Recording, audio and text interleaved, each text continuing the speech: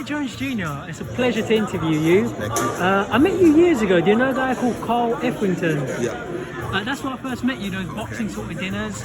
Right, tell me about Eubank. How long have you been training him now? About a year and a half now. He's doing good, he's looking good, he's improving a lot. I like what I'm seeing. I can't wait to see him advance in his career now. Good stuff.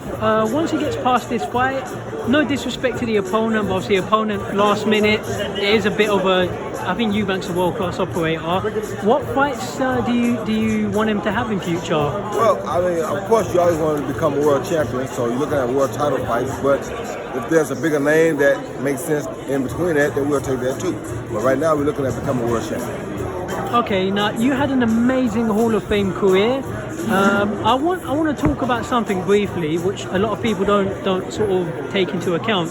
After you beat John Ruiz, I know you moved back down and you lost 25 pounds of muscle. How much of an effect do you think that had on your body? That had a whole lot of effect. I should have, after I won that fight, after I won the first fight against Trump, I should have retired or I should have stopped for a year to give my body a chance to recover. But being a boxing heart and a guy that just took on all challenges, it's hard for me to do that because that's just who I am. Yeah, and I know why you moved down. You wanted to try and match Bob Fitzsimmons' record. Exactly. And I did that. And exactly, you did. First guy to move back down, you know. And last question I'll ask you for today, I know you're a busy guy. What do you think are the biggest problems in boxing and what can be done about it?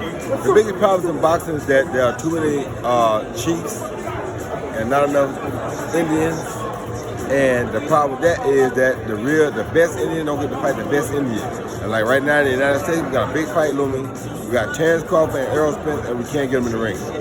Yeah. So it's such a bad thing because you hate to see boxing go down and big fights don't be made like that. Like for instance, Canada was deprived of a huge fight. Pascal should have fought Adonis Stevenson at some point. Of course. Never happened. And now it won't happen because they both, well, Pascal's still doing a little bit, but Adonis had to retire.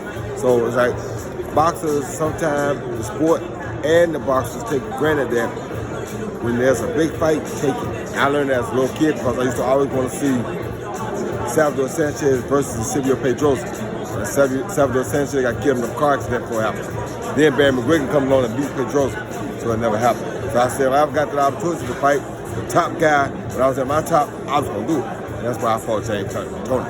And just to finish off, what you're saying about the best not fighting the best, you as an American, but we don't see this happen in other sports. In every other sport, the best take on the best every season.